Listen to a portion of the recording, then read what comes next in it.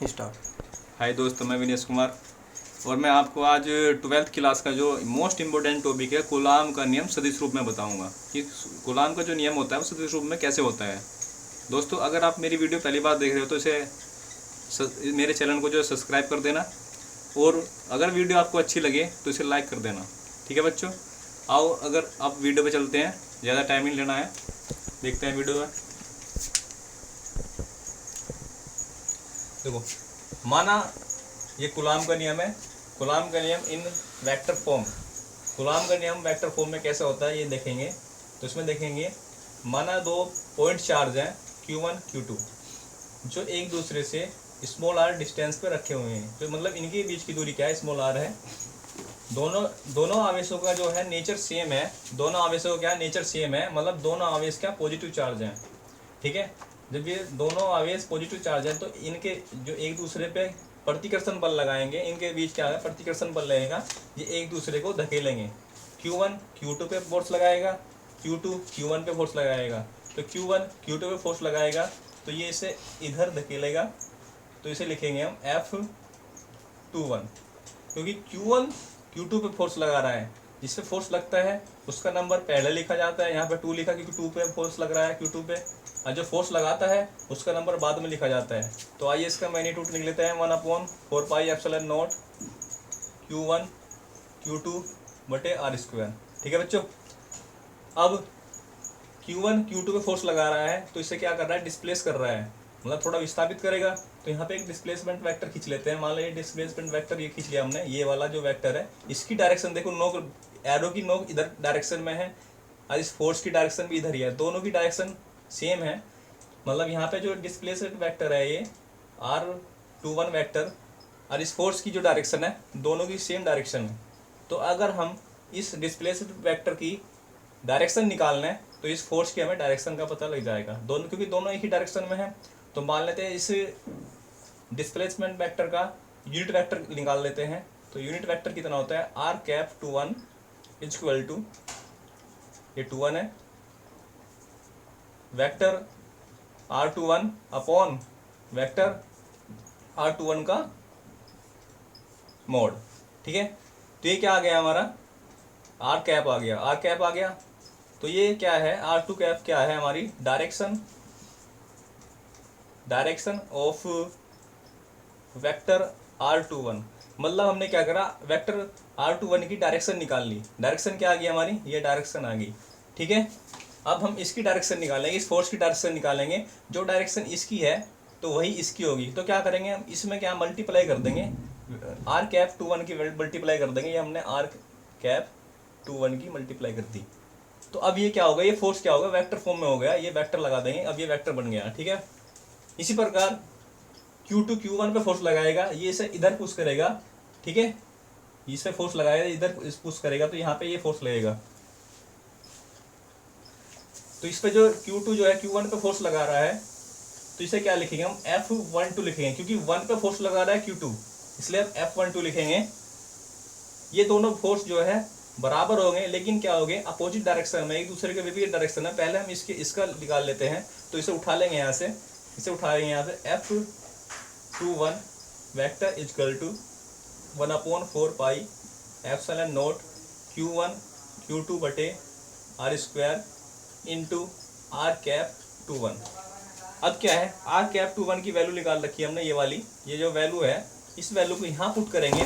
तो यहाँ पुट करते हैं, F21 वेक्टर बराबर 1/4πε0 इंटू Q1 Q2 बटे r² इंटू R21 वेक्टर बटे R21 वेक्टर का मोड। ठीक है, ये हमने वैल्यू निकाल ली इसकी। अब क्या करेंगे हम, जो ये r है, जो स्मॉल r है, जो स्मॉल r है ये क्या है, इस वेक्टर का ही मैग्नीट्यूड है। मतलब कह सकते हैं हम कि जो ये r है ये बराबर है R21 वेक्टर का मोड बराबर R12 वेक्टर का मोड। ठीक है, तो हमें क्या r की वैल्यू जो यहाँ पे रखनी है, कौन सी वैल्यू रखेंगे हम, ये रखेंगे, r का मान ये रखेंगे, क्योंकि हमने क्या है इसी F21 निकाल रहे हैं फोर्स, तो इसलिए हमने ये वाली r की जगह ये वाली वैल्यू रखेंगे। तो यहाँ पे आगे देखेंगे F21 बराबर 1/4πε0 इंटू Q1 Q2 बटे, ये वैल्यू यहाँ पे उठा कर रख देंगे तो R21 वेक्टर का मोड, यहाँ पे स्क्वायर है तो यहाँ पे स्क्वायर आ जाएगा, into R21 vector upon R21 vector. ठीक है दोस्तों, अब आगे चलते हैं। F21 vector equal to 1/4 pi epsilon naught into Q1 Q2, यहाँ पे पावर 2 है, ये दोनों सेम है, यहाँ पे पावर 2 पे यहाँ पे 1 है, तो इनकी मल्टीप्लाई होगी तो पावर 3 हो जाएगी, तो 21 वेक्टर की पावर 3 इंटू R21 वेक्टर। ठीक है, अब थोड़ा आगे देख लेते हैं। ठीक है, तो ये आ गया हमारा F21 वेक्टर। ठीक है, equal to 1/4 pi epsilon naught into Q1 Q2 बटे R21 वेक्टर की पावर 3 इंटू R21 वेक्टर। ठीक है, अब क्या करते हैं, ये जो दोनों चार्ज है Q1 Q2, इन्हें हमें कोऑर्डिनेट सिस्टम में ले लेते हैं। किसमें? कोऑर्डिनेट सिस्टम में। इन्हें हम कोऑर्डिनेट सिस्टम में ले लेते हैं। तो कोऑर्डिनेट सिस्टम में कैसे लेते हैं देख लेना ज़रा, थोड़ा इधर का मैं साफ करने जा रहा हूँ।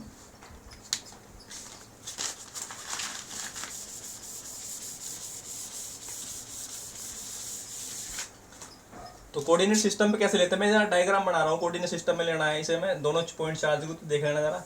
ये हमने बनाया, ये एक्स एक्सिस हो गया, ये वाई एक्सिस हो गया, यहाँ पे ओरिजिन हो गया। ठीक है, तो हमने ये दोनों चार्ज कोऑर्डिनेट सिस्टम में लिया। यहाँ पे ये Q1 चार्ज है और ये हमारा Q2 चार्ज है।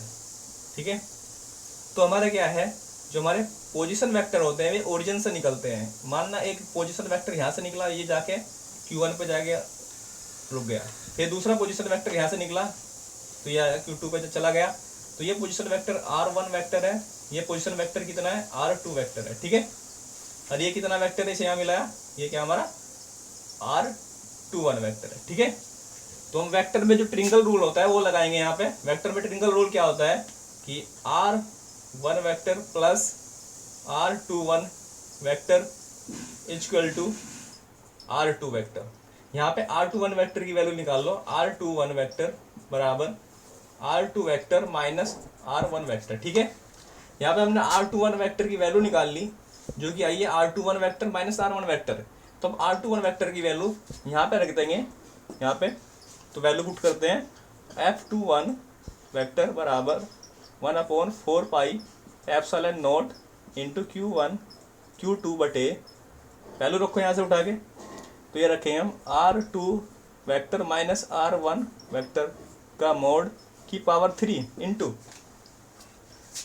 R21 की वैल्यू रखेंगे R2 vector minus R1 vector. ठीक है, ये हमने वैल्यू रख दी, तो ये हमारा फोर्स निकल के आ गया। ठीक है, अब निकालना इसी प्रकार क्या होगा, हमारा ये दूसरा फोर्स निकल के आएगा, इधर का F12 आएगा, ये जो हमारा दूसरा फोर्स अपोजिट साइड में लग रहा है। तो ये दोनों फोर्स क्या है, दोनों फोर्स बराबर है परंतु क्या है एक दूसरे के विपरीत दिशा में है। तो ये हम इस प्रकार इसे कह सकते हैं F21 बराबर ये जो दूसरा फोर्स है माइनस F12।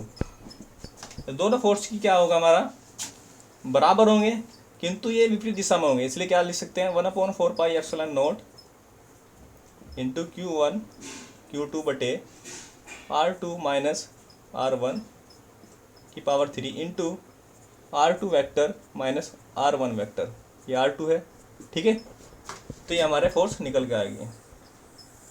चूँकि यहाँ पे एक याद आ रहा होगा तुम्हारे, एक रूल है यहाँ पे F21 वेक्टर बराबर माइनस F12 वेक्टर। ये कौन सा रूल है, ये क्रिया प्रतिक्रिया रूल है। जब दो बराबर फोर्स विपरीत दिशा में कार्य करते हैं तो वहाँ पे क्या क्रिया प्रतिक्रिया रूल होता है। ठीक है, तो ये क्रिया प्रतिक्रिया रूल का भी पालन कर रहे हैं। ठीक है दोस्तों, तो ये आपको वीडियो कैसी लगी, अगर वीडियो आपको अच्छी लगी हो तो इसे लाइक कर देना, क्योंकि हमने आपको बताया है कूलाम का नियम सदिश रूप में कैसे होता है, ये इस तरीके से होता है। तो आपको अगर वीडियो अच्छी लगी हो तो वीडियो को लाइक कर देना। अगर आप मेरा चैनल जो पहली बार देख रहे हैं तो उस चैनल को सब्सक्राइब कर देना। ठीक है दोस्तों, अब हम आपको अगली वीडियो में मिलते हैं। ठीक है।